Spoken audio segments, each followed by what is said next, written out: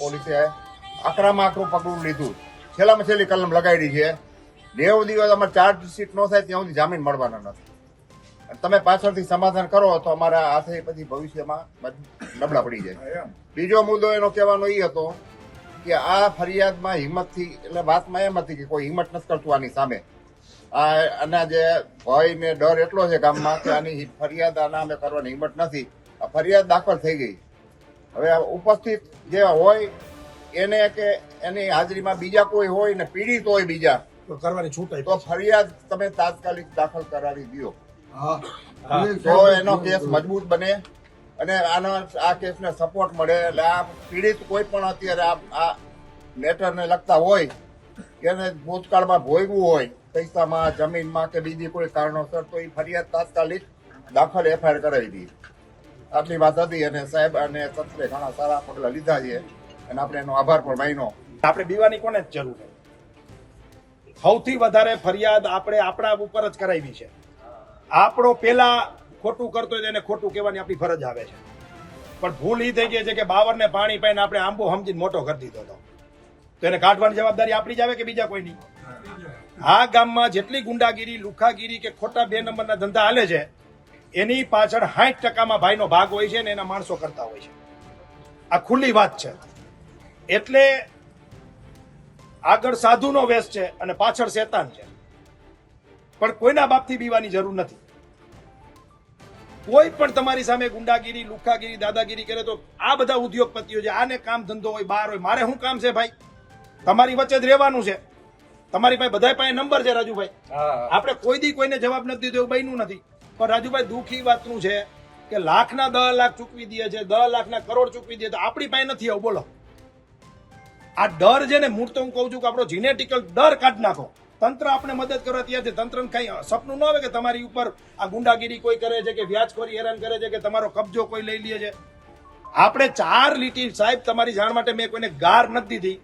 500 કરોડના લીટા લાગી ગયા, 125 વીઘા જમીન પાછી એવી ખાલી આ એક કાગળ ઉપર પ્રતિશ્રી પીઆઈ જ્યાં બની હોય ને ઘટના અહીંયા લખવાનું શીખો. પ્રતિશ્રી પીઆઈ હું અહીંયા રહું છું, મારું નામ આ છે, મારી જમીન કે મારો ઘર કે મારું બાઇક કે મારી કાર કે મને આ જગ્યાએ રોકીને માર માર્યો છે. આટલું કરવામાં આપણે આળસ અનુભવીએ છીએ એટલે આપણે બધા ભોગ બનીએ છીએ. મારી તમને વિનંતી છે, આ એક દાખલો નહીં, કોઈ પણ જગ્યાએ કોઈ પણ માણસ તમારી સાથે ખોટો વ્યવહાર વર્તન કરે તો અમે બેઠા છે, પોલીસ બેઠી છે, તંત્ર બેઠું છે, મદદ કરવા તૈયાર છે. મગજમાંથી પેલા કાઢી નાખો. એ તો ખોટું કે મારે સાહેબ આરે સંબંધ છે, મારે આની યાર કઈ ફોટા હોય મોબાઈલમાં, એનો મતલબ એ ન કે એને ઓળખતા હોય, અમે ફોટો પાડ લઈએ એવું ન હોય. એટલે કોઈનાથી બીવાની જરૂર નથી. બીજું બધાની લાગણી જે રાજુભાઈ છે એ છે કે આમાં કોઈ પણ ભોગે સમાધાન ન થવું. અને બીજી વાત, આપણે બધાય સમાધાન કરી લઈશું. આપણે કયા ગુંડાને ભાઈ સજા કરાવી રાજુભાઈ કયો તો મને તમે? આજ સુધીમાં પટેલ સમાજે ફરિયાદ કરી હોય, એ કોઈ પણ ગુંડો હોય, જ્ઞાતિ, જાતિ, ધર્મ કોઈ પણ હોય, એનો ગુંડો એ ગુંડો છે. કોઈ એની જ્ઞાતિ હોતી નથી, ગુંડાની કોઈ જ્ઞાતિ હોતી નથી, રોમિયોની કોઈ જ્ઞાતિ હોતી નથી. એને આપણે સજા કરીને જેલમાં મોકલો. એક દાખલો બતાવો. જો 5 ને આપણે મોકલી દઈ ને તો તમારી ઉપર મારી ઉપર અત્યાચાર થતો બંધ થઈ જાય. પણ આપણે એની પહેલા તો આપણે ફોન કરી કેને એને સમાધાન કરી લઈએ. હા, એટલે આપણે માર ખાધો હોય, આપણે પૈસા દીધા હોય, આપણે હેરાન થયા હોય અને છતાંય સમાધાનના ફોને પાછા આપણે કરી. અને 80% આપણા પડખે જે છે એ આપણે એમ કે સમાધાન કરી લે ને આપણે ક્યાં લપમાં પડી? આપણે વેપારી છે. એટલે વેપારીઓ એટલે શું માર ખાવાનો? એટલે તંત્ર મદદ કરે તો જ. જો તમે નિડરતાથી લડો તો.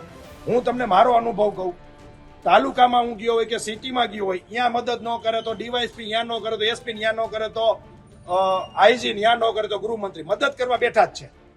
પણ આપણે જ અંદરથી ખોખલા છે ને આપણે જ ડરપોક છે તો તમને મદદ કોણ કરે?